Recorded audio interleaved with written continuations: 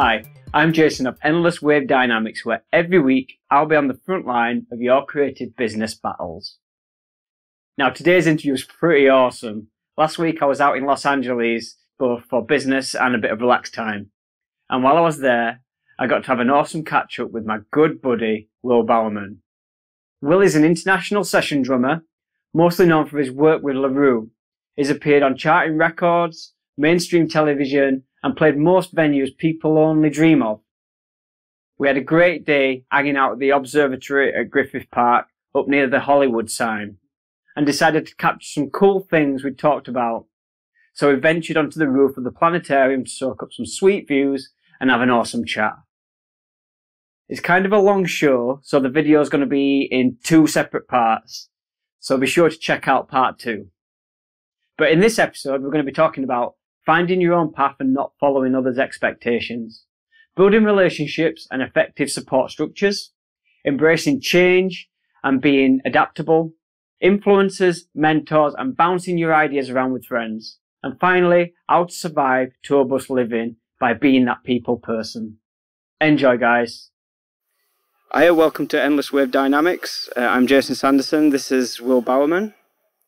Just say a little bit about yourself, Will, so I don't have to ruin it. So, my name's William, I'm 27, I am a session musician and a music director. I started professionally playing music at about 17, 18, with a band called I Was a Cub Scout. We toured for a few years on a record label called XL. We broke up because we were angry teenagers who were angry at the world. And I, in the space of that year, realised I wanted to be a session drummer. And I started at about 20 or 21 with Ellie Jackson, who is LaRoux to the world, and played with her and Mickey Echo and Clan Carousel and many other really, really talented musicians. Venues? Playing some awesome venues. We played, you know, The Greek Theatre here in LA, yeah, the Greek down the road, and we played, you know, played Royal Albert Hall and the O2 Arena and stadiums in Europe and amphitheatres in Australia and some really quite amazing places which I didn't think I would get to ever see. And done some amazing session work in studios, yeah, and you've done television. Yeah, I've done the Ellen show here, I've done Top of the Pops twice, I've done Jimmy Kimmel and Dick Clark's New Year's Eve show here. And amazing. Yeah. So let's talk about how you ended up getting to this point. Yeah, I don't know. Cool. So, like, for my audience at home, it's quite easy on the outside looking in that it was just an overnight success for you, or I do wish it was. I really do. Through kind of 17 to 2021, I lived at home on about, you know, 100 quid a month, like earning no money at all, like really, really struggling, really, and kind of going on tour. It was very tough for the early days, and I was a Cub Scout, of going on tour and you earning not a huge amount of money, but then the cash you did have at the end of the tour having to pay everybody else, and then you come away, me and a guy called Todd Marriott, we used to come away with no money. Yeah. You know, we signed a record deal, we got given £2,000 to buy some new equipment. We were 19, so we spunked it on anything we could find, and then suddenly had no money again. You know, it was tough. And then around the time, I think 19 or 20, whenever we broke up, I was living with a girlfriend. She paid all the rent, the bills, which didn't do wonders for my confidence at all. You know, she ended up ending the relationship because I think this was taking a strain. She would liked me to get a job in a shop straight after, and I wasn't willing to do that because I knew exactly what I wanted to do with my life, and I think you was at a fork in the roads right there. Absolutely. As far as like going with what everybody else's expectations were of you, to actually knowing deep down the only thing that would make you happy is following this career as a session drummer. Exactly. And I think that it's very easy for me to go, well, you know what, it's going to take me 6 months, but obviously if you're paying the bills and your boyfriend's saying, oh, it'll take me 6 months, that's a strain on any relationship. And also it just, like you said, I knew exactly what I wanted to do. I think that comes from my parents both following what they wanted to do and both being self-employed. And actually, I was brought up to believe that if you want to do something, you just have to go out and achieve it. There's no other option. You were saying that your parents also had to face similar kind of in their businesses. Your dad being an actor and then having to make that decision himself, turning down other jobs that he didn't want to do, and then... Yeah, so he studied for a completely different career and then realised he wanted to be an actor. And his parents gave him the chance to go and do that. And, you know, for me, I tried to start university doing music, and that's, you know, wasn't working for me. I knew exactly what I wanted to do, and thankfully they also gave me the chance to drop out. I'm certainly not suggesting everyone does that, but luckily for me that worked out, dropping out and kind of just, you know, going with I was very set on what I wanted to do, and I knew how I wanted to try and achieve it. So, and that for me was not being in the classroom learning about how to achieve it. It was actually going out into the open world and making my own mistakes, which I did. I made tons of mistakes, but you can't get too hung up on them. You just got to keep going forward. Well, that's another thing, that when people kind of start out with a musical career or any kind of creative career, is that a lot of times people get to that first hurdle and then want to give up or have to bow into these kind of pressures or whatever.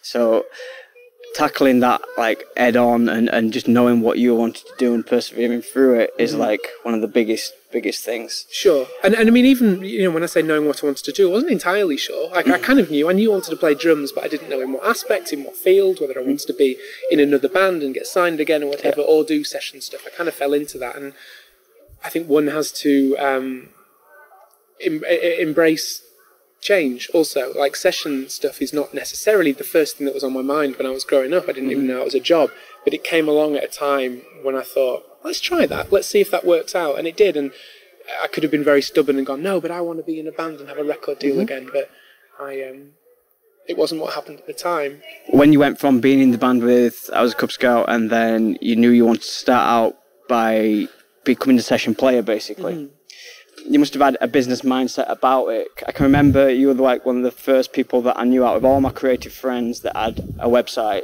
that was invoicing people and treating yourself as a business. I would think that's attributed to your current success.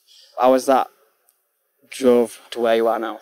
I mean, it helped. I think that probably started by the only kind of marketing I knew how to do was how we marketed I Was a Cub Scout. And we obviously, as a band, you market a band as a product, as a, you know, you have a website, you have a MySpace. Well, you know, we did then. We have a, you know, now things that we did back then. Yeah, back in the day, books and all that. You'd have, like, you know, now you'd have an Instagram or a Twitter or a Facebook and that kind of thing.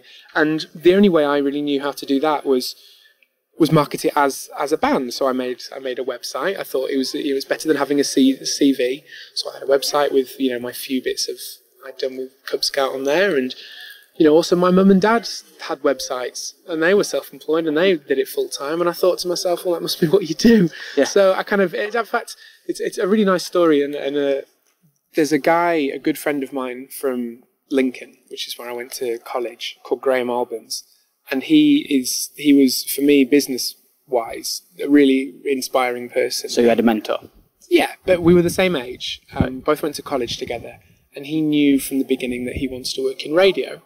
Sure. Now, Graham and me, we went round to his house and we brought our computers and we both made little free websites with our CVs on, basically. And we both wanted to start our career at this point, basically. He is now Chris Evans' producer on BBC Radio 2. No way.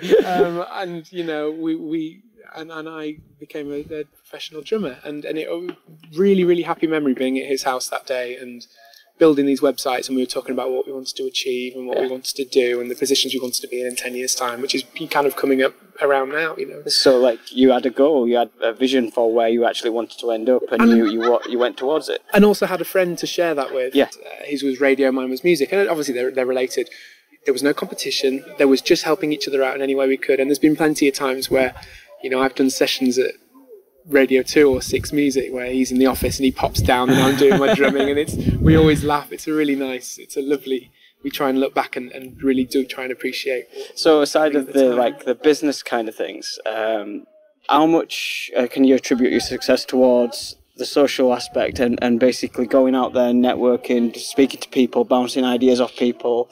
Yeah, I mean, the social side is a huge side of what I do. There are agencies which can get people jobs and things like that, but I think, you know, you can imagine if you started a band with someone, the reason you start bands with your friends is because they're your friends. Yeah. And it's sharing an experience together, it's creating together, and it's a good way of, you know, enjoying your friendship.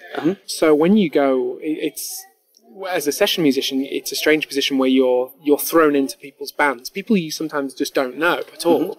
So you're thrown into the bands where they are, you know, absolutely pouring all their emotions into these songs, and then giving part of it to these people they don't know to hopefully portray to the public in the way that they'd like it. It's kind of like a family. It's a family. I mean, you go on tour for a couple of months and you're on a tour bus. You are sharing, you know, there are 3 beds here, 3 beds here, 3 beds here, 3 beds here, and you're in a bus in a confined space for 2 months. If you don't get on, you're going to last a week at tops. You know, people get kicked off tours all the time. Always, never usually because of how they're playing on stage, because if you're at a level where you're touring on a bus or whatever, you can play to a certain degree.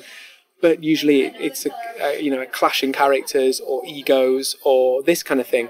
So I think that, you know, I mean, getting on with people and being social and meeting people and making friends and smiling and being nice to people and not in a superficial way, in a way of generally being kind, but it does really help it's really something that's not talked about when you get into music, that people are not necessarily buying your talent, they're buying you as a person. Massively, I agree. So I mean, you mentioned earlier about how you ended up with your audition with LaRoux, and you want to tell us about that? I mean, that really emphasises that point. Yeah, so I mean, it started originally, I put some... Hope you enjoyed that one. It's easy to let life and people around you dictate your career choices. And I can tell that Will's grabbed the bull by the horns and gone out and made his world work for him. Things aren't the overnight success that people want to see when they see a pro like Will doing his job. He's achieved all this by building solid relationships that people will always be there for him, and it's landed him some awesome opportunities from doing so. Will has managed to be flexible yet all true to his vision. The stuff about avoiding being kicked off a tour bus by being that friendly people person, honestly, it's absolutely golden. This part's been jam-packed with applicable stuff to make use of. I loved it, and I hope you did too. Check out part 2 of this interview to hear about how Will landed his dream job without ever picking up a pair of drumsticks, surrounding yourself with people who matter, and how the right kind of branding and business planning can leave you financially and mentally sound. Show your support and subscribe in YouTube or in iTunes. I make this content to help creative people in the area that I've struggled most in my career. If you feel you're struggling with yours, or you feel like you overcome some huge hurdle in your productive performance, then guess what? I'd love to hear about it. So get in touch. Like and follow me on Facebook, and let's have a chat about how we can bring out the best creative in you or in others. Thanks.